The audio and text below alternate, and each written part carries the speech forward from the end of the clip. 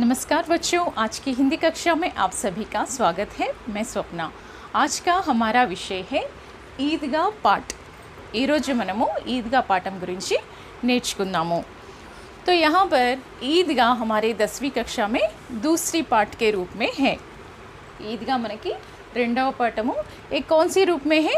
कहानी के रूप में है। इसके लेखक कौन है? श्री प्रेमचंद जी। ठीक है, अब देखिए उन्मुखीकरण के बारे में थोड़ा सा परिचय।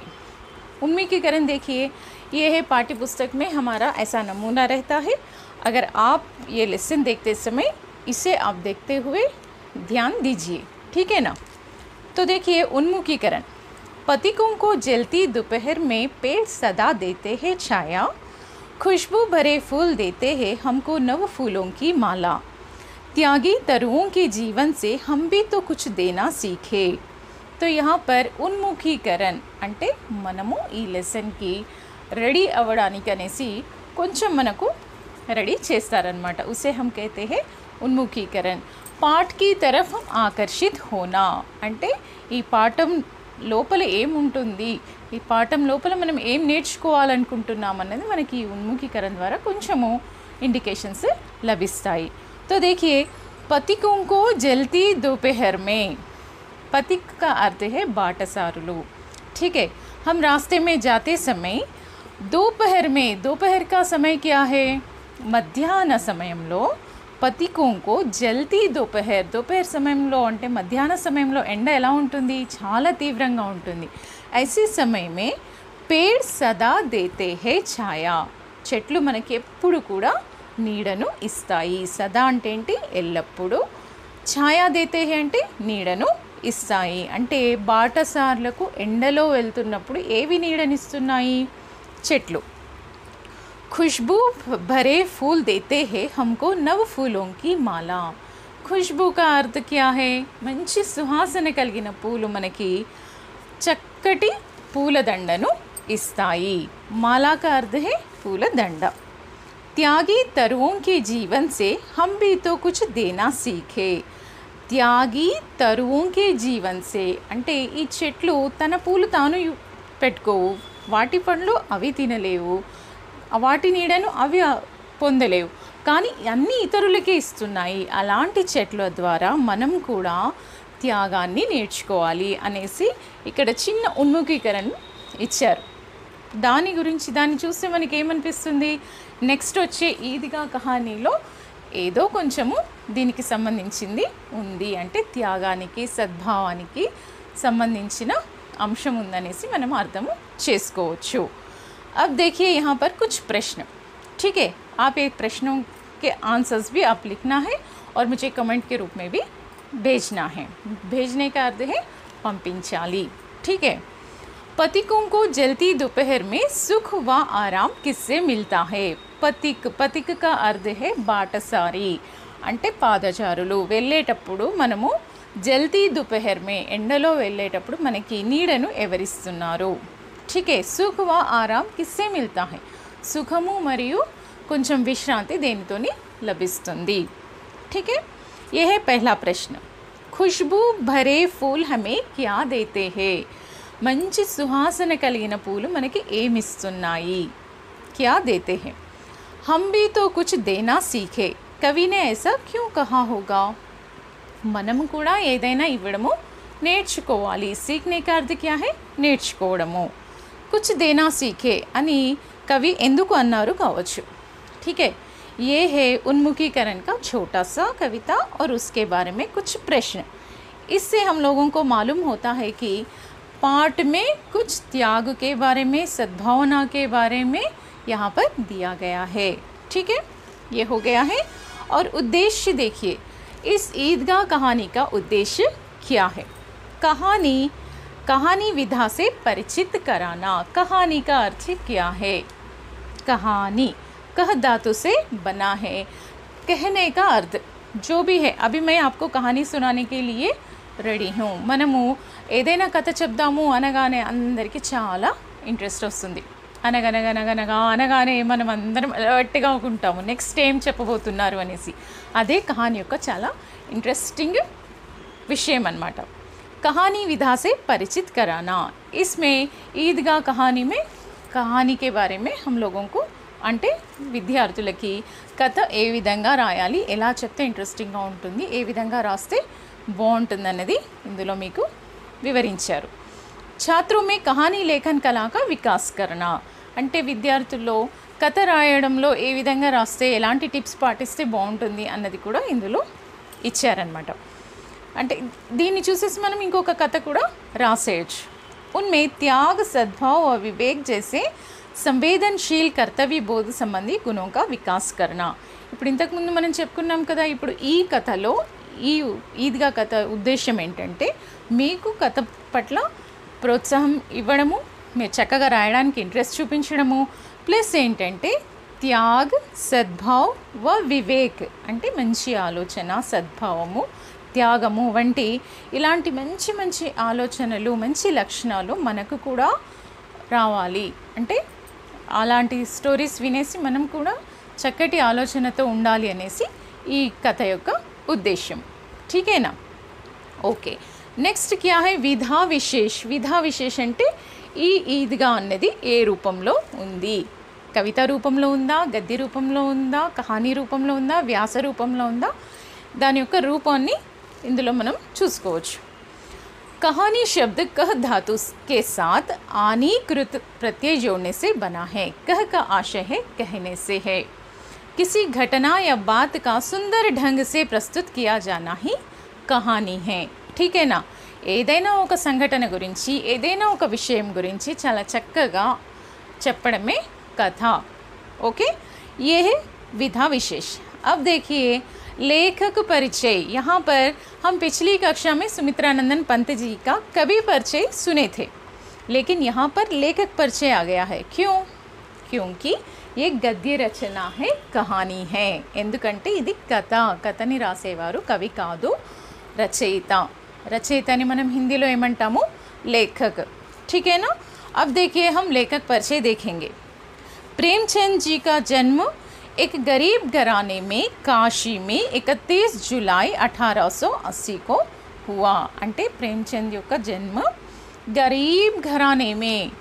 గరీబ్ ఘరానే का अर्थ क्या है? చాలా పేద కుటుంబంలో 31 जुलाई 1880 में काशी में हुआ. ये पूरा आप देखना है क्योंकि इसके मेन पॉइंट्स ही मैं यहाँ पर लिखी हूँ. आप कंपलसरी पाठ्य पुस्तक में एक बार देख कर डिटेल से लिख सकते हैं. इनका असली नाम धनपत राय श्रीवास्तव था. వీరి యొక్క అసలు పేరేంటి? అసలు పేరు, నకలు పేరంటే చిన్నప్పటి పేరు అన్నమాట. ఏంటి? बचपन का नाम धनपत राय श्रीवास्तव. ठीक है.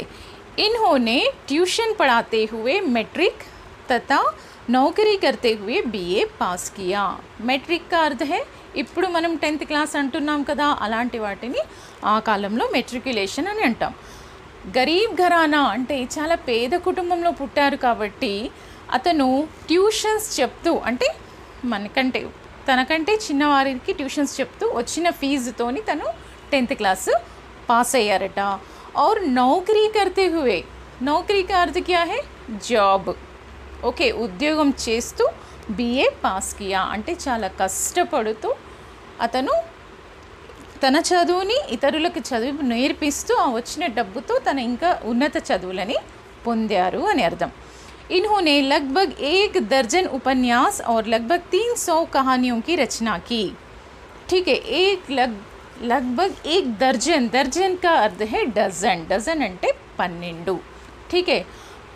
ఉపన్యాసము అంటే ఒక కథ రాయడానికే మనం చాలా టైం తీసుకుంటాం. అలాంటిది ఉపన్యాసం అంటే ఇంత పెద్ద గ్రంథం, వ్యాసము, అది రాయాలంటే చాలా టైం తీసుకుంటుంది. ప్లస్ చాలా ఇంట్రెస్టింగ్గా ఉండే ఉపన్యాసాలను ఇతను ఒక 12 కంటే ఎక్కువగా రాశారనమాట. లగ్భగ్ 1 దర్జన్ అంటే ఇంచుమించుగా ఒక 12 ఉపన్యాసాలు రాశారు. और लगभग 300 कहानियाँ. लगभग అంటే ఇంచుమించు, దాదాపుగా. ठीक है ना? 300 कहानियों की रचना की. 300 కథలు రాశారట. మనం ఒక కథ రాయండి అంటే ఎంతో ఆలోచిస్తాం. అలాంటిది డిఫరెంట్ స్టోరీస్ 300 వరకు రచించారు. इन्हें उपन्यास सम्राट भी कहा जाता है. ఇతనికి प्रत्येक क्या है, इन्हें उपन्यास सम्राट कहा जाता है। इनकी कहानियाँ मानसरोवर शीर्षक से 8 खंडों में संकलित है। इतनी कहानियाँ कितने हैं? 300 से भी ज़्यादा। 100 అంటే 100, 300 అంటే 300 వరకు ఉన్నాయట దాదాపుగా, ఇంచుమించుగా। మరి ఇన్ని కథలను ఎక్కడ పొందుపరిచారు? कहानी संकलन का नाम क्या है? मानसरोवर। इसमें मानसरोवर में 8 खंडों में है, एक ही नहीं है। ऐसे मानसरोवर शीर्षिकतो అంటే టైటిల్ పైన మానసరోవర్ అని ఉంటుంది। खंड 1 मानसरोवर, खंड 2 मानसरोवर, खंड 3, ऐसे 8 खंडों में इनकी पूरे कहानियाँ संग्रहित किए गए हैं। అంటే 8 భాగాలలో మానసరోవర్ అన్న శీర్షికతో ఒక సంకలన సపరేట్గా అందులో పొందుపరచబడి ఉన్నాయట। ठीक है, इसमें इनके कुछ रचनाएं देखिए। गोदान, गबन, सेवा सदन, निर्मला, पंच परमेश्वर, कफन, बड़े घर की बेटी, मंगलसूत्र, और क्या है यहाँ पर रंगभूमि, कायाकल्प, प्रतिज्ञा, ऐसे बहुत सारे उपन्यास रचनाएं हैं। इनकी प्रमुख कहानियों में पंच परमेश्वर, बड़े घर की बेटी, कफन आदि प्रमुख है। उनका निधन कब हुआ है? 8 अक्टूबर 1936 में हुआ है। ठीक है, ये है लेखक परिचय के बारे में छोटी सी जानकारी। लेखक परिचय, लेखक का अर्थ क्या है? రచయిత। మనం కవితను రచించే వారిని కవి ఎలా అంటామో, గద్యం రచించే వారిని రచయిత అని తెలుగులో అంటామో, హిందీలో లేఖక్। ठीक है ना। आप कवि परिचय लिखते समय या लेखक परिचय लिखते समय आप ऐसे लिखना है, और इसमें रचनाओं में बहुत सारे डिटेल्स और रचनाएं आप आना है, क्योंकि यहाँ पर जगह थोड़ी कम है, इसीलिए मैं थोड़े कम लिखी, इसीलिए मैं इसका सहायता से आपको ఎక్స్ప్లెయిన్ कर रही हूँ। ఎందుకంటే ఇక్కడ కొంచెం తక్కువ రాశాను, నేను ప్లేస్ తక్కువగా ఉంది కాబట్టి అన్ని అంశాలు రావాలనేసి కొన్ని తీసుకున్నాను। మీరు తప్పనిసరి పరిస్థితుల్లో ఈ టెక్స్ట్ బుక్ని చూసుకుంటూ ఇంకా ఇందులో లేని అంశాలు కూడా ఇంక్లూడ్ చేయవచ్చు। ठीक है ना। ये है आपको लेखक परिचय के बारे में छोटी सी जानकारी। ईदगाह, ईदगाह का अर्थ है मुसलमानों का त्योहारों के समय करने वाले प्रार्थना स्थल। उसके बारे में नेक्स्ट हम लोगों को अगली कक्षा में कहानी बताऊंगी। बहुत ही अच्छी कहानी है, आप उसको बहुत एंजॉय कर सकते हैं। कहानी అనగానే మనకి చాలా ఇంట్రెస్ట్ వస్తుంది। నెక్స్ట్ క్లాస్లో మనము ఈద్గా కథ తెలుసుకుందాము। ठीक है ना। यहाँ पर एक छोटे बालक की कहानी रहती है, बहुत ही हम एंजॉय कर सकते हैं। ये आप थोड़ा सा ध्यान दीजिए। इसमें आपको कुछ भी संदेह है तो मुझे कमेंट के रूप में पूछ सकते हैं। ये प्रश्नों के उत्तर आप लिखना है। ठीक है, जो छोटे छोटे हैं, इसी में आंसर है, इसीलिए आप लिख सकते हैं। लिखकर मुझे कमेंट के रूप में बता सकते हैं, क्योंकि अभी तो हम लोगों को सभी ऑनलाइन क्लासेस चल रहे हैं, इसीलिए आप समय का दुरुपयोग मत करिए। जब भी समय मिले आप थोड़ा पढ़ाई के ऊपर भी ध्यान दीजिए, क्योंकि पढ़ाई से हमारी जीवन चलती है। ठीक है, చదువు పైన కూడా దృష్టి పెట్టండి। మీరు మీ పేరెంట్స్కి హెల్ప్ చేయండి, సహాయం చేయండి వారికి పొలం పనుల్లో కూడా, కానీ మన చదువుని మనం నిర్లక్ష్యం చేయొద్దు। ఎందుకంటే జూన్ జూలై వచ్చేసింది, అయినా ఈ కరోనా ప్రభావంతో మనకి ఇబ్బందిగా ఉంది కాబట్టి తప్పకుండా మీరు ఎడ్యుకేషన్పై దృష్టి పెట్టండి, అప్పుడప్పుడు కొంచెం చదవడానికి ప్రయత్నం చేయండి। ठीक है ना। ये अगली कक्षा में हम मिलेंगे, इसके ऊपर ध्यान दीजिए। ये पूरा आप लोगों को कंठतः मुखतः आ जाना है। धन्यवाद।